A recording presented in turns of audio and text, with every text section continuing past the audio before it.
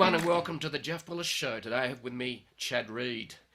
Now, Chad is the VP of Marketing and Communications at Jotform, a leading online form and productivity software used by 16 million plus businesses, creators, and individuals. And Jotform started in 2006, so they've been around a while. Chad has 10 years of marketing experience and earned his master's in communication at Purdue University. So he's a marketer that's actually done a formal degree. Many of us marketers today in the digital world just sort of showed up and started playing and learned along the way. But Chad's actually got formal qualifications, so he's special. Chad is passionate about maximizing personal productivity and watching new developments in the no-code world. Welcome to the show, Chad. Yeah, Jeff, it's great to be here. Thanks so much for having me. So, Chad, you're talking to us from downtown San Francisco, which is one of my favorite cities in the world. And we just talked about a place that we both knew about, which is the Wine and Cheese Bar at the Ferry Building, where a lot of people commute across the bay from places like Oakland and so on to get to work. And we talked a little bit about remote work, didn't we? We sort of said, because we're moving into a very interesting world of hybrid work, I think. So, and you mentioned something about you looked at the average commute of the staff at Jotform, and it was 55 minutes.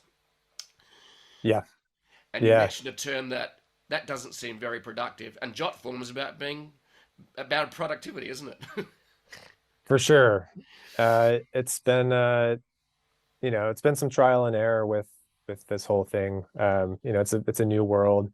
As a core principle, we do believe in in-person collaboration, and it's been something that has been a kind of a hallmark of Jotform and how we've designed our offices and how we work as a company. So it was a big disruption to experience COVID in that capacity, and sort of align ourselves with remote work and facilitate that as best we could.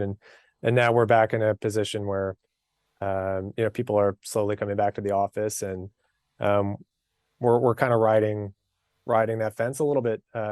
But you're right. I mean, 55 minutes is a really, really long commute time. And part of that is because we hired during the pandemic. We had a huge hiring surge, and we weren't necessarily finding the people closest to the office as maybe we would naturally have happen during a normal on-site hiring period. But we were hiring for the best candidates that we could that were, reasonably close to the San Francisco Bay Area, which is a very geographically expansive region that has, a bay and mountains and everything else. So it does create a really long commute time. So we're in a hybrid capacity now. We've structured the hybrid schedule to maximize productivity, where we have certain teams on certain days, and it's more focus driven, where we have in-person collaboration on those days. And then ultimately, people who are individual contributors are still predominantly working from home if they're a writer or an editor of some capacity. Right. So we're kind of learning as we're going along a little bit, but so far so good. Yeah, it's interesting because everyone's still trying to work out what hybrid looks like, and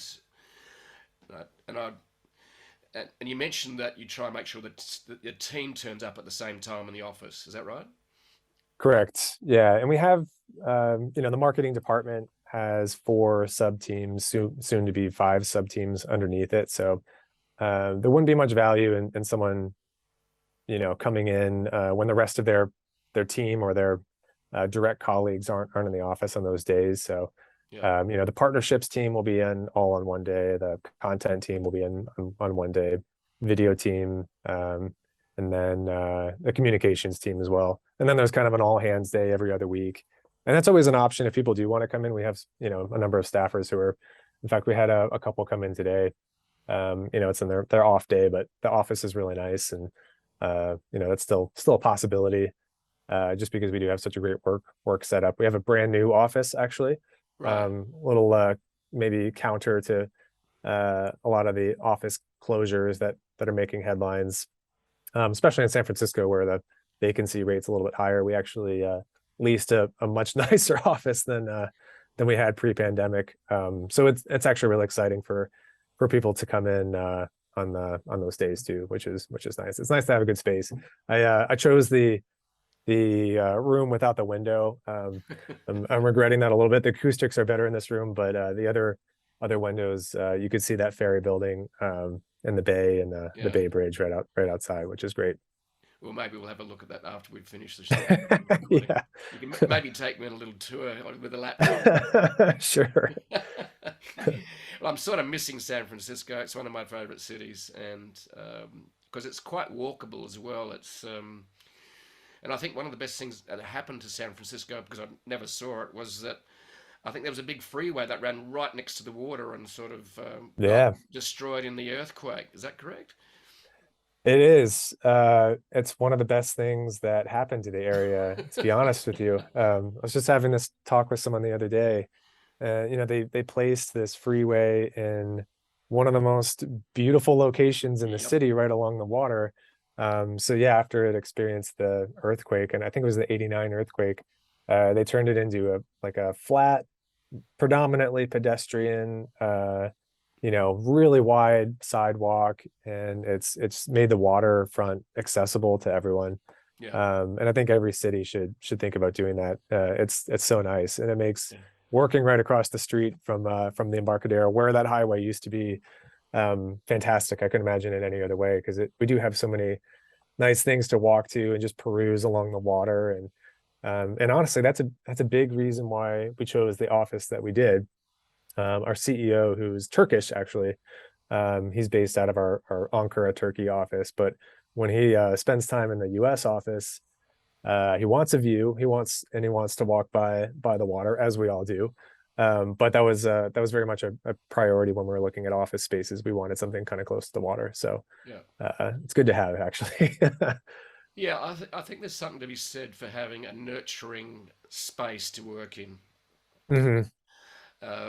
You know, it's for me, it's important, and that applies to all sorts of places and spaces. Anyway, so restaurants, I'm happy with average food, as long as we've got nice ambience and it's cozy.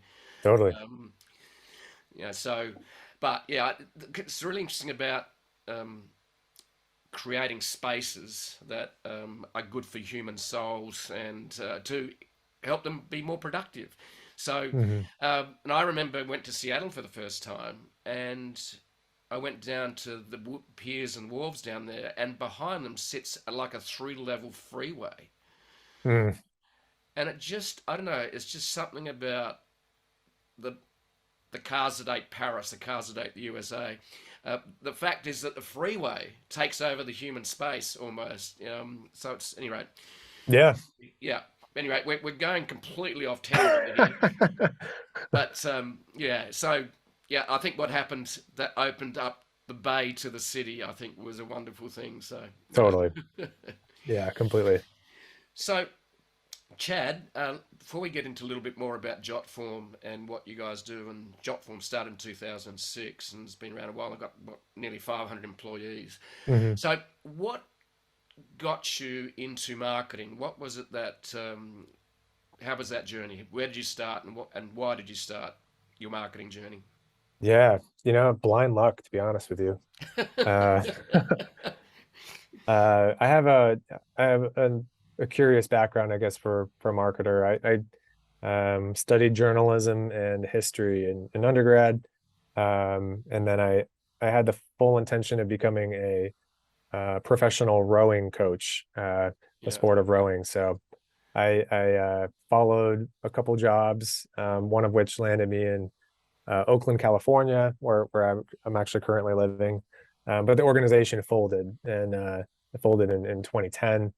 And then I kind of got to this point where I told myself I could follow more rowing coaching jobs, which, by the way, didn't pay very well. uh, I could continue down that path, which would yeah, likely take me to a different city, have to move again, or I could just see what my background could potentially get me. So I was looking at Craigslist job searches, which people don't even do anymore. yeah, But Craigslist for, in journalism, just seeing what what people are taking. So then I found really quickly that marketing departments everywhere need writers, people who can write well, who can write on deadline. So I took my first entry level marketing job in 2011, and worked my way up, and really enjoyed it. I mean, it kind of gets at every part of my brain: the analytic side, the creative side, the if you're just hungry to grow something and build something, it kind of scratches a lot of itches. So it's been really exciting, and I've obviously been very fortunate to be at Jotform for 8 years now. So you mentioned the fact that you did journalism, in fact, and you talked about that you moved into the writing part in about 2011. Hmm. So that was about the time that the likes of HubSpot rose up. David Meerman Scott had Hmm. already written his book, The New Rules of Marketing and PR, and we started talking about inbound marketing, which is content driven. In other words, and for me, I discovered content marketing, inbound marketing. It's sort of Hmm. used together. And uh, as an ex salesperson that used to do outbound marketing, where you knocked on doors, literally cold called 2 hours a day before you started, the other things like appointments was cold calling, right? Hmm. But so that's the outbound marketing, like chasing the customer. Whereas what I loved about Dave Min Scott's message and also HubSpot's message was you can attract a customer with content. And you sort of would have started your writing career in marketing and pretty well start almost what we call the start of the revolution.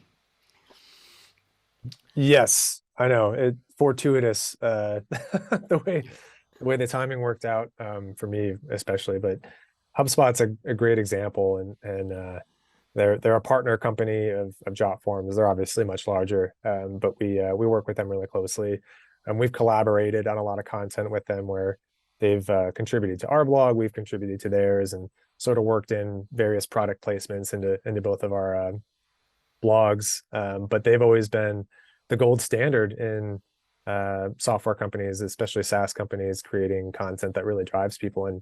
And it's evident in so many ways. I can't tell you how many times I've looked up something completely out of the blue, and HubSpot was the answer for that, even if it was not at all related to marketing automation or CRM. I could look up ideas for company party.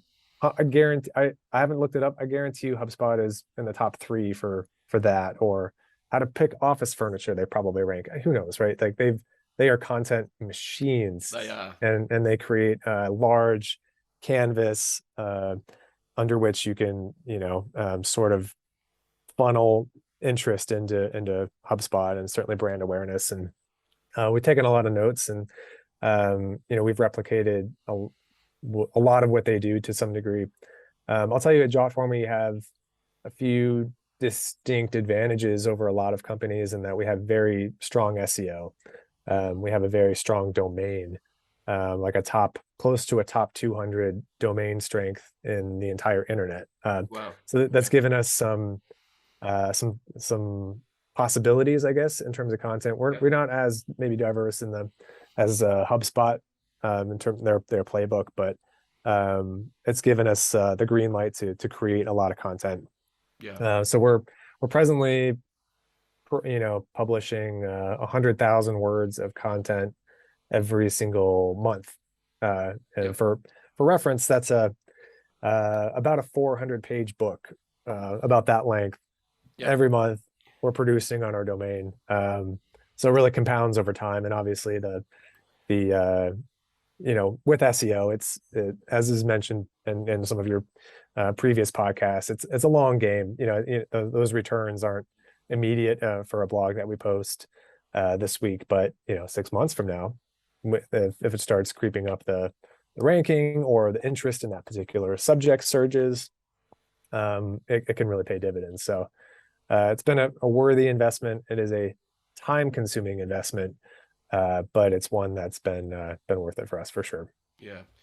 Yeah. Content marketing's a long game. A lot of people think they can rank on the first page of Google or number one within a few days or weeks. If you've got Yeah, good authority, you can quite often. And yeah. good strong domain authority, which you guys have. Um, we don't write quite as many words as that. We maybe do 10 to 15,000 words a month, maybe 20,000. That's a Um, lot. yeah, I mean, yeah, yeah, because we take the podcast, turn into text as well. yeah, that's really I, smart.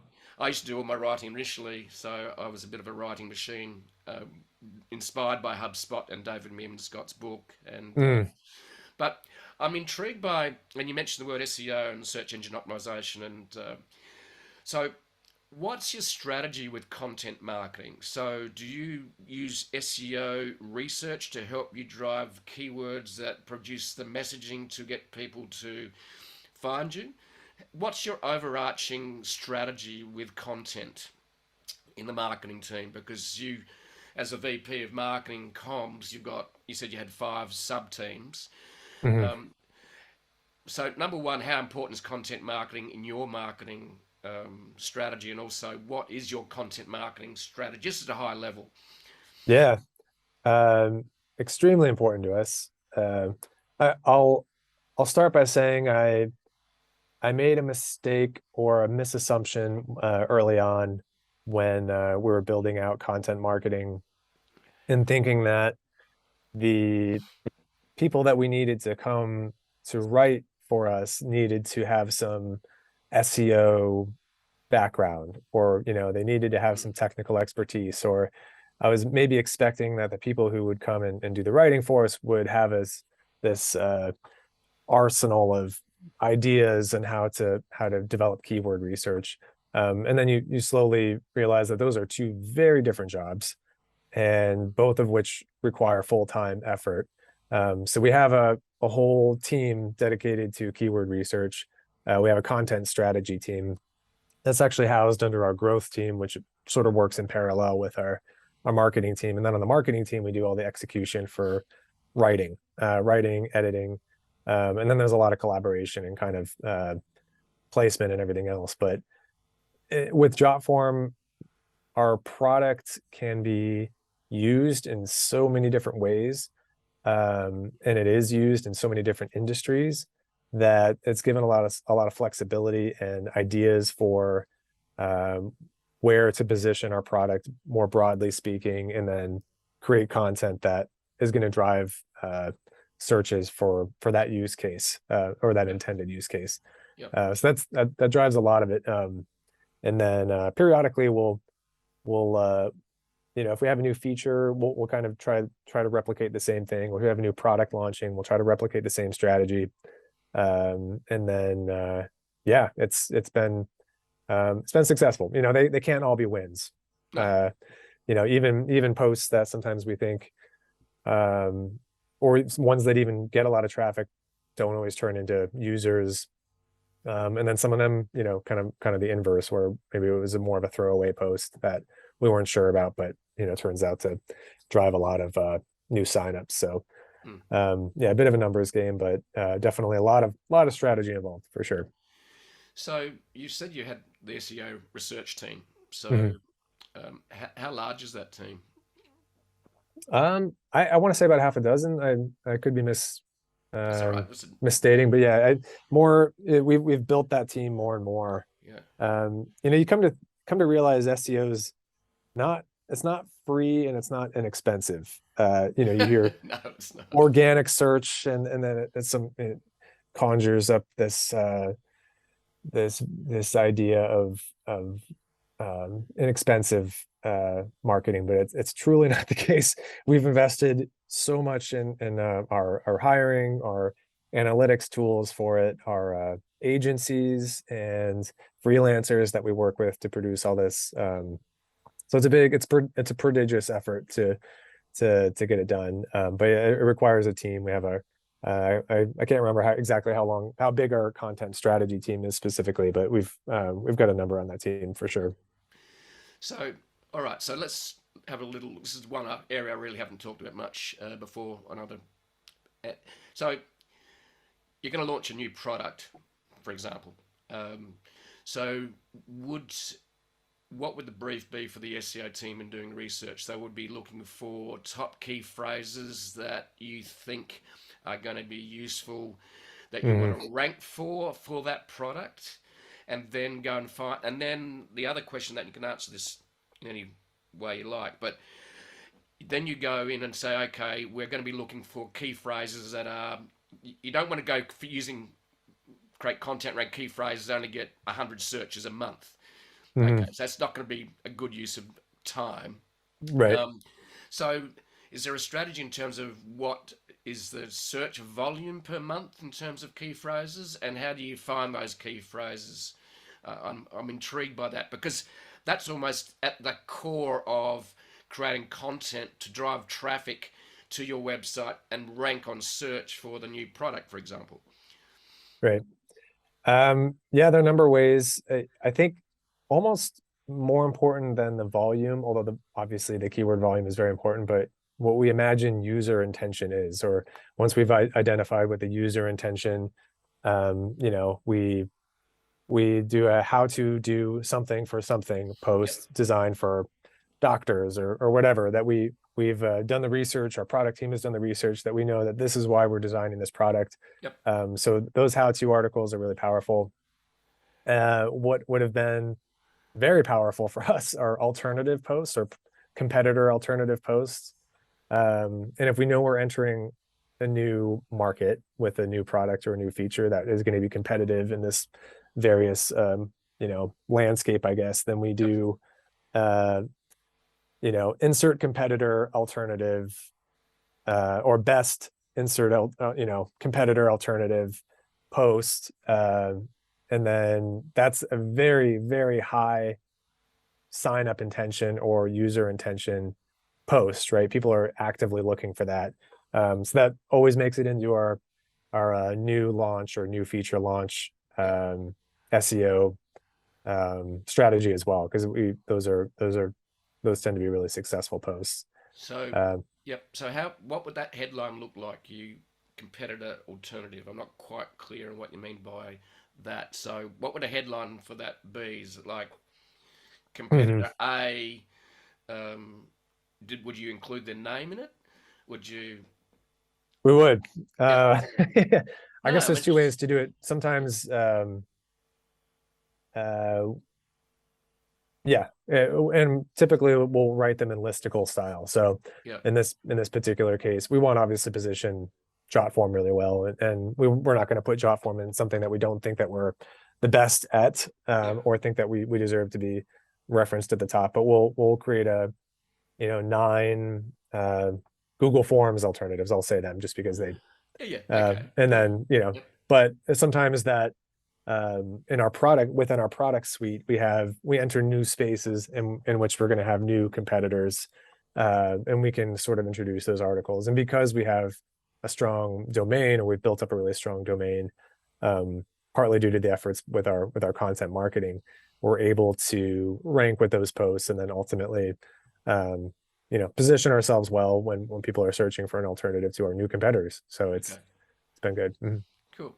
So, so that's interesting in terms of listicles, as we've all discovered as content marketers over the years, that listicles still work. They still work. But you know what? I read them. I know I'm being gamed or clickbaited sometimes, but I maybe I've just trained my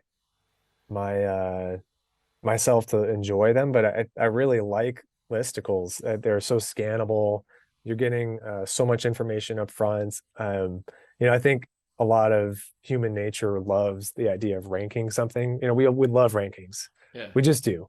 Even if it's a SaaS companies or alternatives or whatever, you kind of want to see where things are measuring up. So I think they're inherently interesting to read. I like Yeah. writing them too for that same reason. It's kind Yeah. of fascinating to play around with things. But from a content marketing side, listicles are great, and then they're not just from a searchability perspective, because I think obviously these posts are searching or popping up really well within Google, but from as we've discovered, as many marketers have discovered, they're great for generating clicks. If you throw them in a newsletter or a subject line, Yep.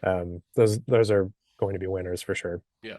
Yeah. One of the tactics we've pursued over the years is writing a listicle, and we might be doing a collaboration with a sponsored content partner, and we actually will write a article like top 10, forms to use, for example. Not use that for Hmm. Google, but and then what you do is you're actually writing about your competitors, but you actually then put you yourself as number one on the list because that gets about 40% of the clicks.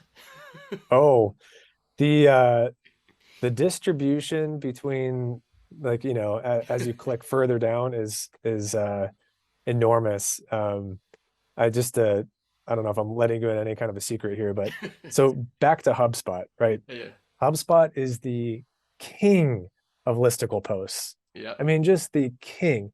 They do a massive amount of research, don't get me wrong, but they will have a listicle for every single type of service that you can possibly imagine, and they do this very deliberately. They're getting a lot of traffic. They're an authority, so people are reading this.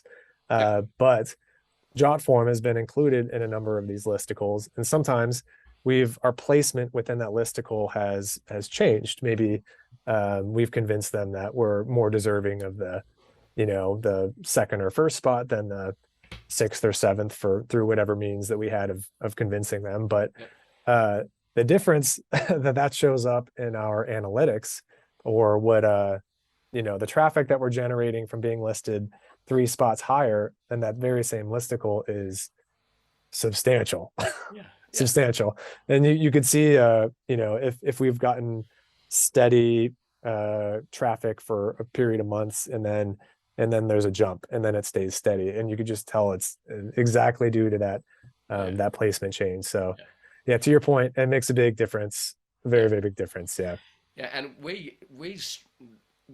when we talk to our partners, affiliate partners on that sort of thing, we say we're going to talk about your competitors in this post, and they're going, "No, don't do that." And going, "Look, trust us. Yeah. This this works." Hmm. But we don't want to talk about competitors. No, you'll be number one. Your competitors are ranked down the list, and guess what? It works. It And does. it's because it just hits the corporate ego, well, the company ego. Mm. It's like, we're number one. Just talk about us, and going, well, no one's going to trust you because you're just talking about yourself. That's the Uh, thing. I mean, it's so true. And I yeah, had my own reservations about it early on too. I thought, why are we commissioning all these posts that have so many competitors that we don't want to dare utter the name, that we're, mass producing under the full knowledge that this is going to be read by thousands of people. We are putting our competitors there, but at the end of the day, of course, placement matters so much, and we are then viewed or read as an authority in not only the that's minds right. of Google, but the people who are reading it. And we've done our due diligence, and we're fair to our competitors, and how we're positioning them. But certainly, we wouldn't do it if not for a great benefit that we're receiving as Yeah. well. And all you're doing is you just put a little bit more rose-colored glasses on your particular product. Yeah. Truthfully, of course, but Of course. Yeah, yeah. so Yeah. so you got the team doing research, and then they come up. Do they come up with headlines, or do they give phrases to the writing team? Then is that the next step? Is it phrases or is it headlines? Um, how does what's the engagement between SEO and the writers then?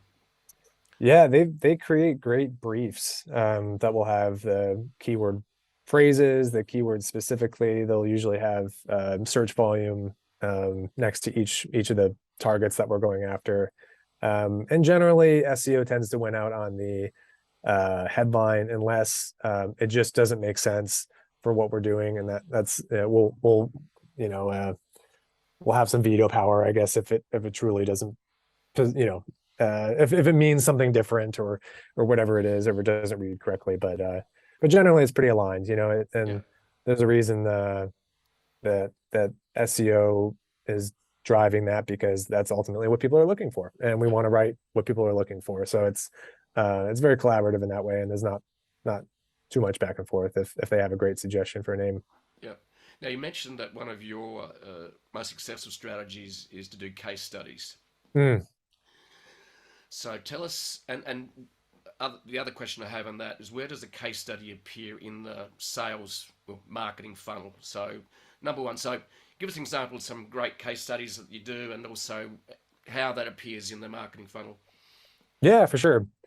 Um, so we do case studies that appear on the blog. At a minimum, they'll always appear in the blog, but we've also done a number that we've gone and visited the customer and done some great videos. And we've Yeah, produced nearly 30 customer case study videos. We have an in-house video team, so we're really flexible about this.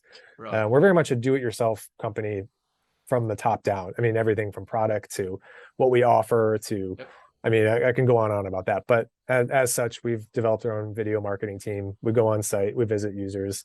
But there are kind of three core things that I look for when identifying a case study subject. One of them is, are they a high profile user, or are they a name that people identify with or that will recognize, and that's going to help the weight carry the weight of the case study a bit.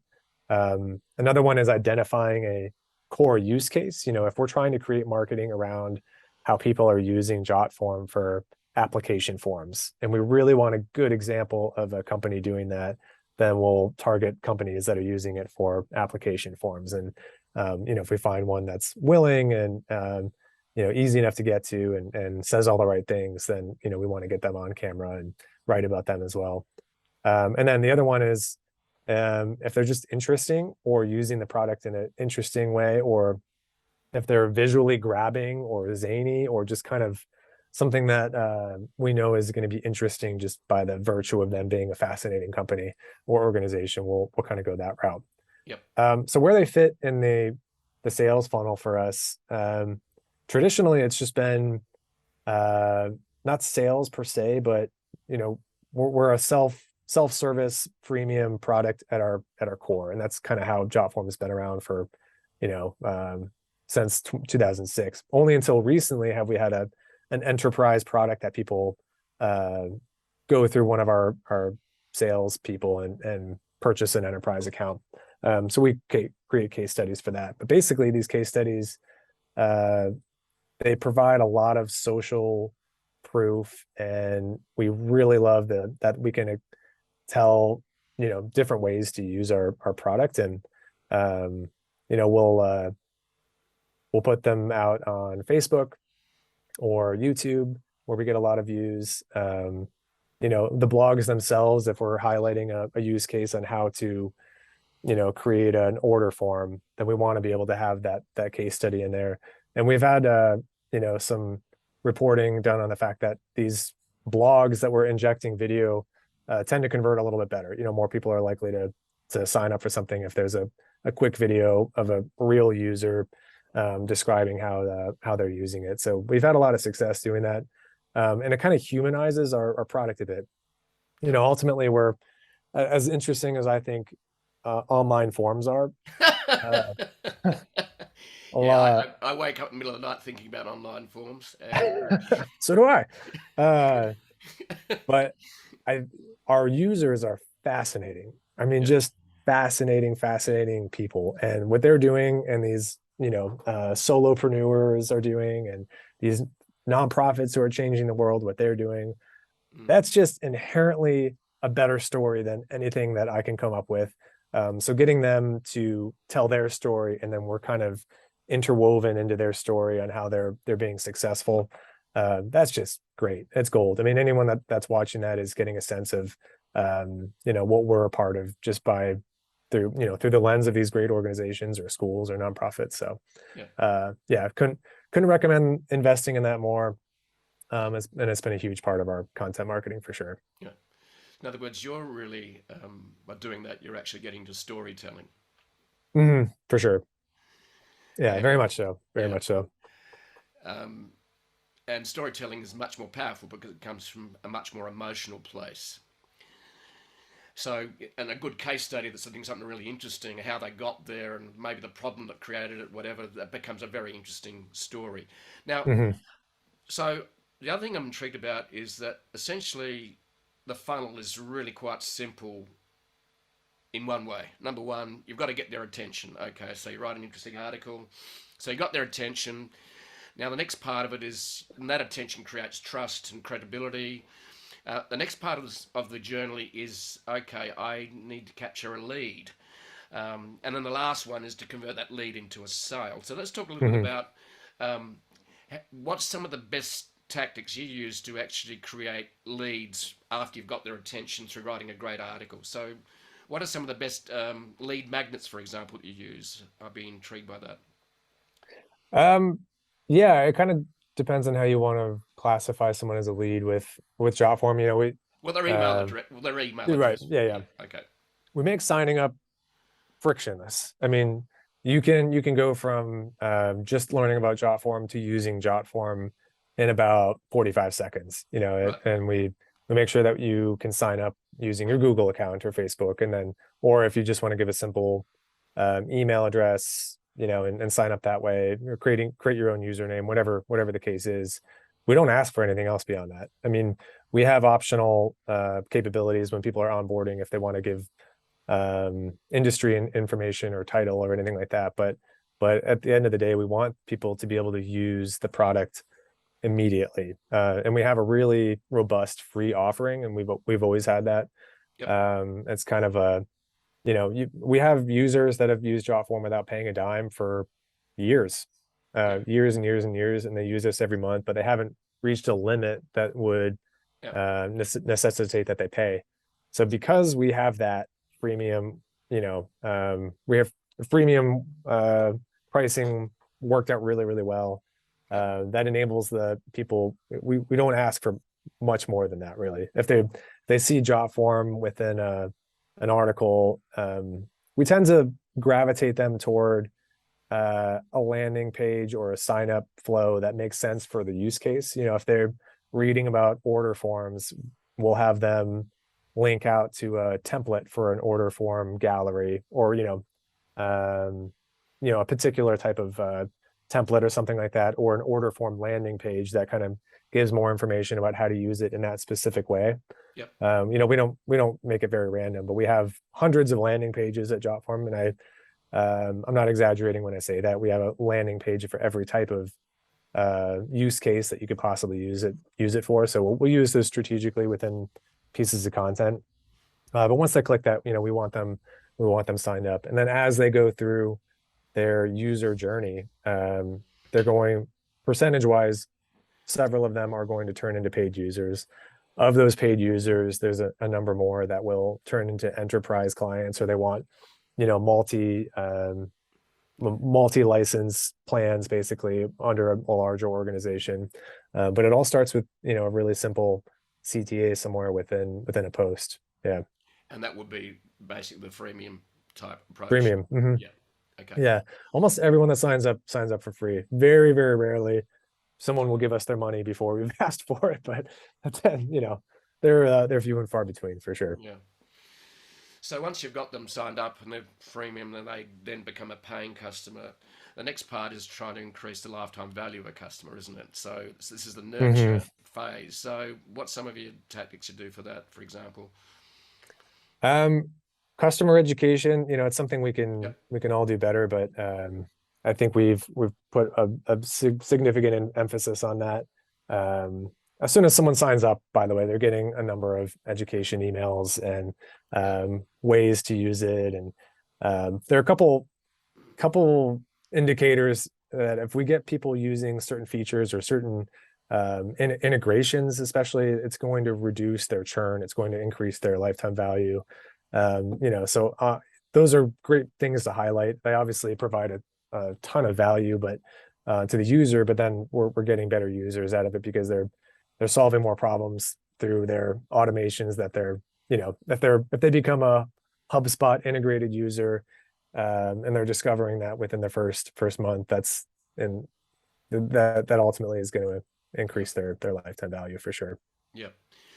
So in terms of competition in the marketplace, Jotform's been around since 2006. You've been around a long time. You know Hmm. your business. You're very targeted, very focused in what you do.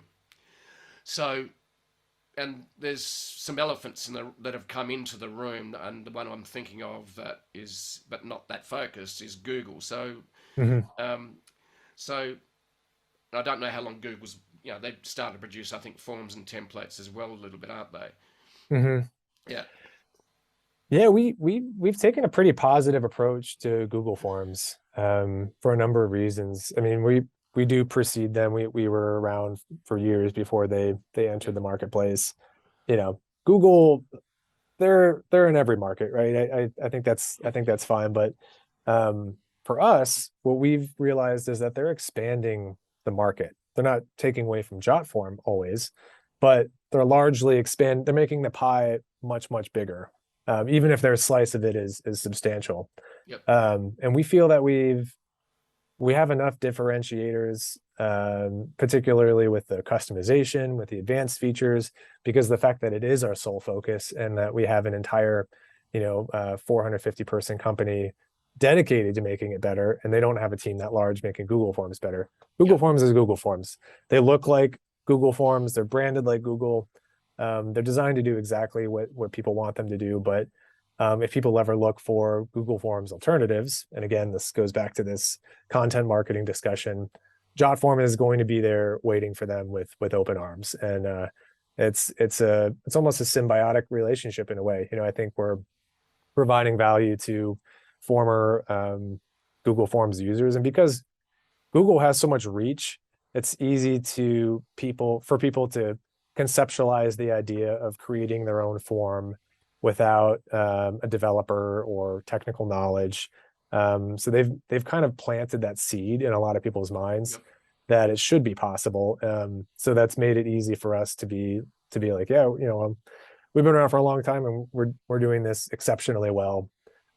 So if from a competitor standpoint, no problems with Google Forms. It's actually been kind of good.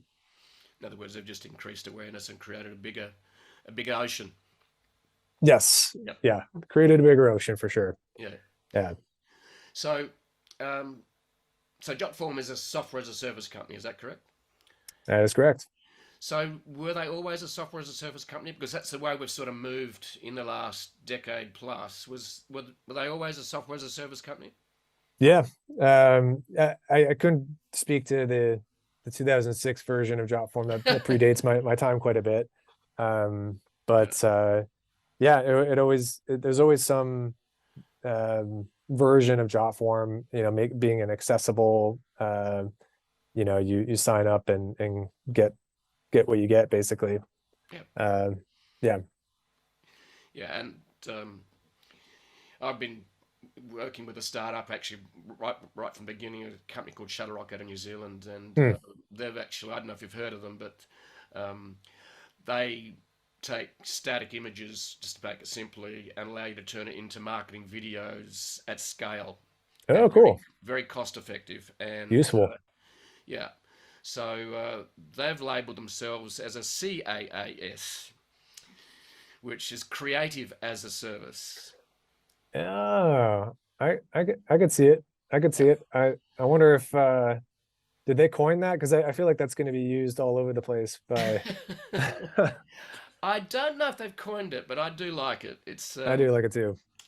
and essentially in one space, the scale. It's almost a hybrid product in the sense that there is human involvement, but there's also um, machines and automation to help scale the creative as a service to create marketing videos. And there you go. So but that's been fascinating to be with them on that journey. And I'm, disclaimer, I am an investor in them. But the other thing is video marketing. Now, you mentioned you've got a video team that goes out and does interviews. So, how important is video to you, and also what types of videos you're using? And are you moving a lot more into short form videos such as TikTok, Instagram Reels, and YouTube Mm. Shorts? So, I'd be interested in what you think about video marketing, and also about using 30-second or short videos in your marketing. I'd be interested in both those. You can answer whichever way you want to. Yeah, we do it all. We have a very try everything approach on the video side. and we've experienced a lot of success. But the same principles apply to video as they do for written content in a lot of ways. I think we approach keywords in a lot of the same way. The difference is ultimately we're generally driving people to our YouTube page, and that's not hosted on jotform.com.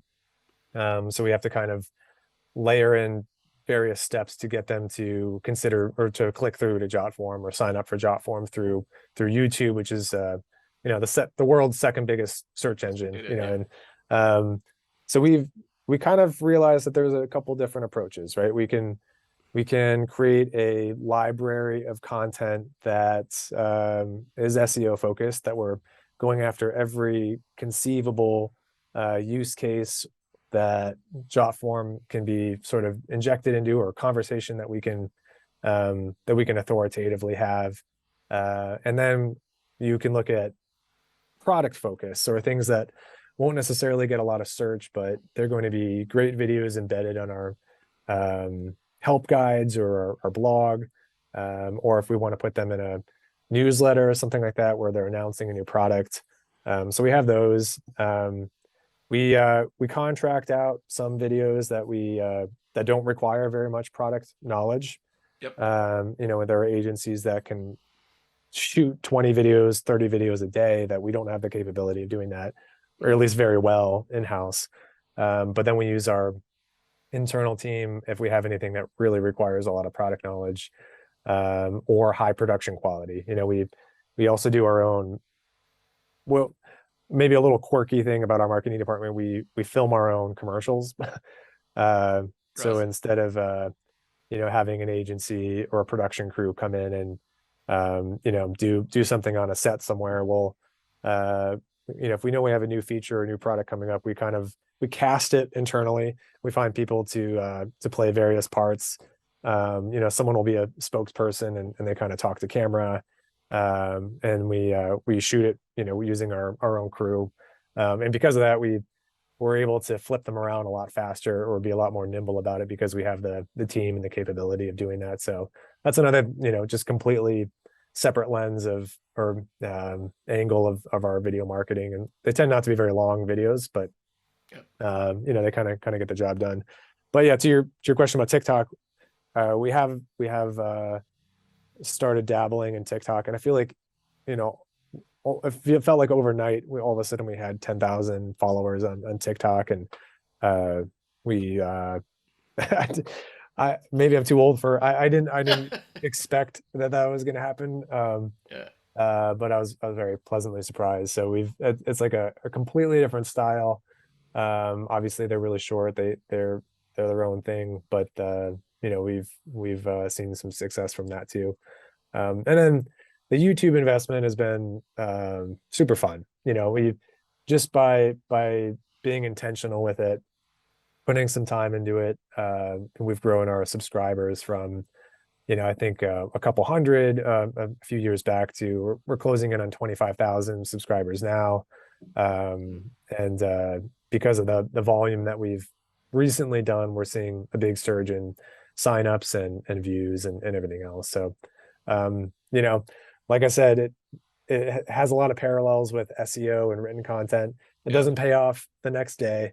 It's a slow burn, but fortunately it does create some great evergreen content that'll people will discover months and years down the line. Yeah.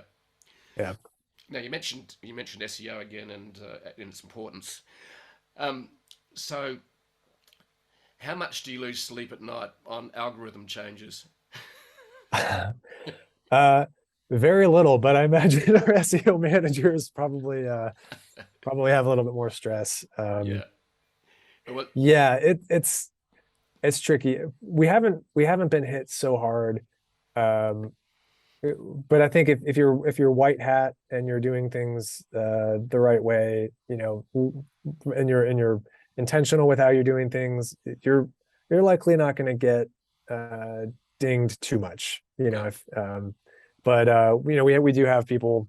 A lot of our team for sure has to. Part of their job is staying up on trends and monitoring any changes, and just being aware and making us adaptable.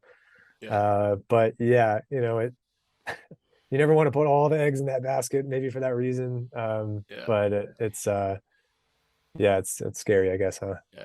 Well, it can be like I noticed traffic lifted on my site by 40% since beginning of August, and I've sort of resumed my writing because we launched a new product called Side Hustle Strategies, a premium newsletter, monthly subscription newsletter, and Very I went, nice. and I went, so okay, so let's going. So more traffic means more leads driven to the Side Hustle registration page, um, but um, traffic increased. I looked at it, 40% in the last week.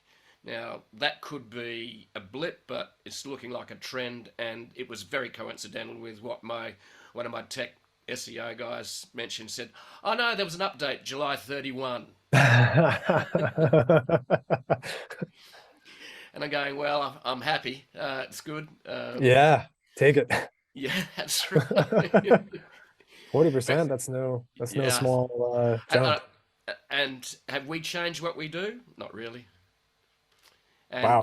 have we been hit before by other algorithm changes? Yeah, but it's this, and we get up to 70-80% of our traffic through organic, and that's the good thing about it. It's not a zero sum game. You've got to invest in it. It's a long game, Mhm. and yeah, creating content is not free. So SEO is not free. No, Uh, what certainly turns not. up later is free, but that doesn't acknowledge that there is years of creation that have gone on to get there. Yeah, Yeah, for sure. yeah. So, something interesting about video. Video is something that I love the crafting of words, and but the other thing I've enjoyed. Do you guys run a podcast? Because I started a podcast 2.5 years ago, which is this. So we're up to episode 120 plus, and what I've loved about the podcast is it creates content at scale because it Hmm. creates three different media, and we can segment the videos.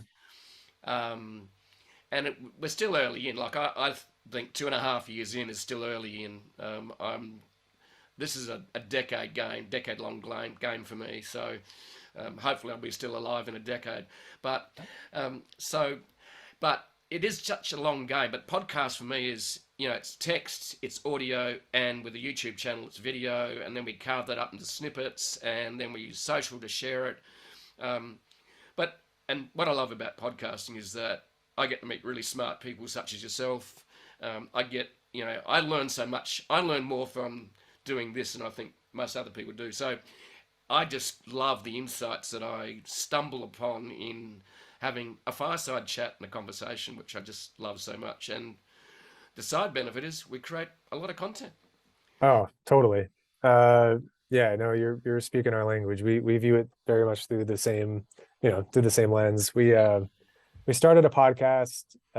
It's a big undertaking, as it you is. well know. Yeah, our video manager hosts it, and he does a fantastic job.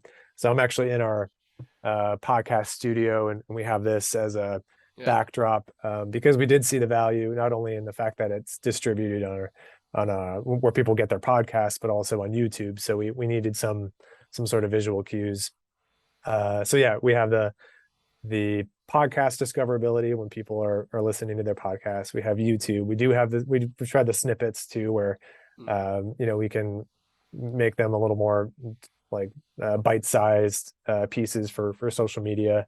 And then I want to say if we haven't done transcribe them and put them into blogs, we certainly will do that after talking to you about that.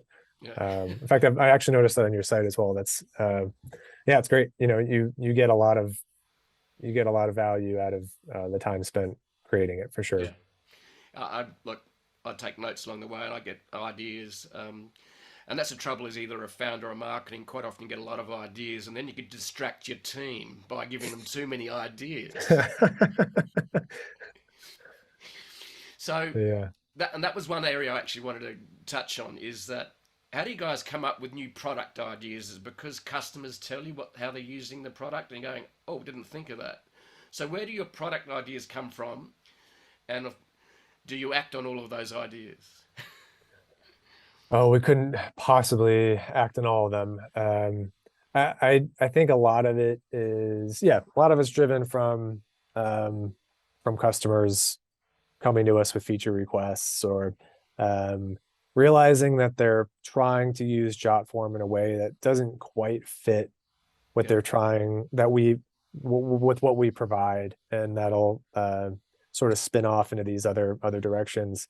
We've had integrations be a great source of inspiration for us from a product development standpoint.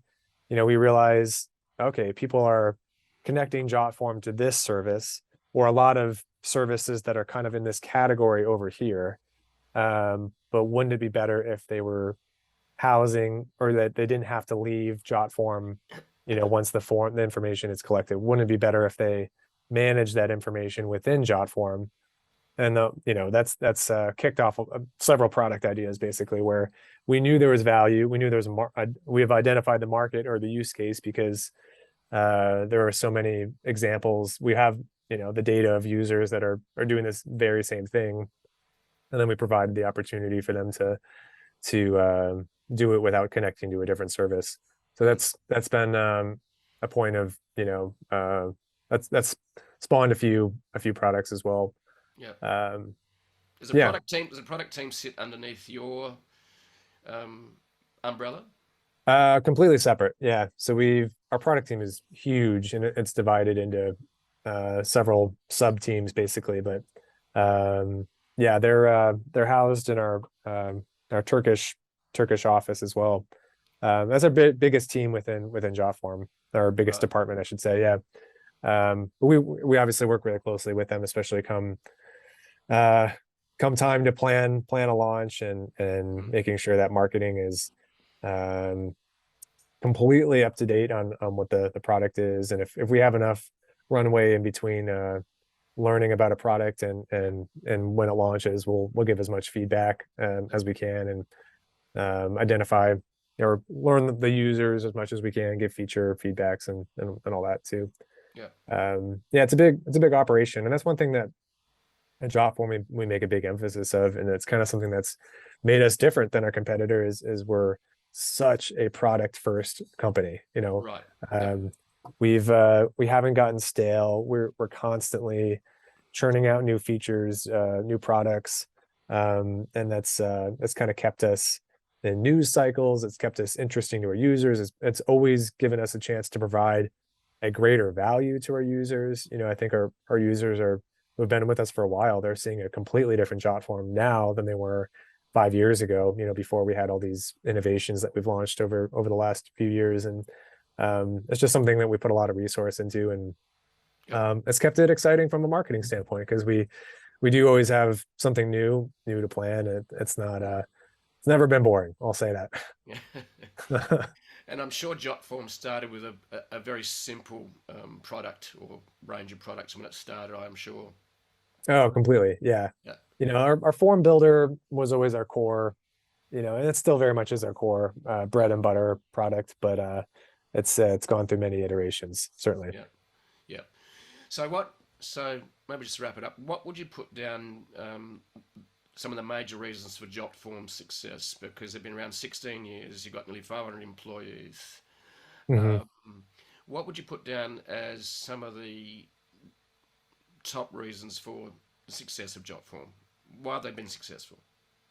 I think we're successful in part because we have been around as long as we've had, and because throughout our entire 16 years, we've put so much of a product emphasis that when you layer on feature after feature and product after product and integration after integration, you kind of create a moat where we have new entries, new competitors every year. We do. I mean, you know, you can see on product hunts, there's some company that says, "Hey, we just launched. We have a new way to create online forms." We have much larger companies, not just Google, but much larger companies that build form builders as a sort of spin-off to a product that they already have. You know, HubSpot has forms, Asana has forms, Yep. Monday.com has forms, but they'll never match our product. For, you know, 16 years worth of dedicated product Native. development, Yep. and it's created such a major advantage for us that we put the resources in early on, that when you become a Jotform user, you are getting something that you cannot get anywhere else. If you have a simple basic need and you need 6 responses a month for a request form or something, you could probably get that other places. But once you really get into the powerful and advanced features of Jotform, it's been we have the luxury of 16 years worth of very intentional product development, and Yeah. that's what's made us it's given us a lot of momentum. We'll say that. Yeah. Well, that's right. So in other words, I think there's, for companies and especially startups, is investment in two forms of moat. Number one is trying to get market share as much as possible, so that, and also number two is a technology depth of IP, which Hmm. is obviously what you guys have done, haven't you, in terms of developed products and then being able to connect them and integrate them with other platforms. Um, Hmm. so, how, in terms of technology investment, how seriously does Jotform take that technology investment to keep evolving the product technically? Oh, I think it's uh, central to our success. I think that's very much been our CEO's philosophy. We're profitable. We're a bootstrapped company, by the way. Yep. We've never taken a dime of outside funding. Very different from all of our major competitors. In fact, we don't have a single bootstrap competitor. But if you look at our user growth, especially by percentage, it's been much higher than theirs has been, especially recently. But a lot of that is because we've had the chance to reinvest into product development, and that's why our product team has become the largest team within Jotform, is because that's where we choose to reinvest and put resources. And we have a lot of talent on our product teams. We're super lucky about that, and yeah, it's been perfect for sure. Yeah. So, what's the future for Jotform? Is there any sort of exciting things coming down Oh yeah. the chute? Um, without Without giving without away. disclosing the secrets, we do have some launches coming up this fall that we have a major product launch. I will say that's going to reposition Jotform, I think, rather substantially. Okay. We're entering a much bigger market. I'll say a $3.8 billion market, which is much larger than the online form space. But we're we feel like we have something that's going to be different, and something that again, a lot of our users have been scratching kind of a just almost using Jotform in the way that they need to. So we realized that there's a real need for this, especially among our own users. So we're super excited. So stay tuned. We think early October there'll be a major launch from Jotform. And then beyond that, just onward and upward. Yeah. We have a lot of momentum. We just rebranded last year. We crossed these major milestones of 15 million users and a billion form submissions over the we keep layering on all these fun metrics, but yeah, it's going to keep getting better for sure. Cool. I look forward to seeing what emerges out of the future shoots. Yeah. Any Yeah. final words to share with our subscribers or viewers, like about marketing and how to succeed at marketing and grow a company? Is there anything that you've learned along the way that you'd like to share before we wrap it up? Don't be afraid, or don't be afraid to experiment, and take risks. And I will say, fortunately, we've been given the green light a lot at Jotform, and we have a CEO that's very enthusiastic about marketing. But you know, I'd say try things and follow your instinct. It's really benefited us and many marketers before us. Yeah. And the other thing I did hear you say before too was, which is close to my heart, is play the long game and persist. Absolutely. Yeah, Yeah. yeah. But thanks, Chad, for coming on the Jeff Willis Show. It's been an absolute pleasure. I've learned a lot. I've taken some notes, and I look forward to maybe catching up in the Ferry Building one day or the office as We'll have some wine. next time I'm in town. So, Yeah, I love it. okay. Thanks very much, Chad. It's been an absolute pleasure, mate. Yeah, thanks, Jeff.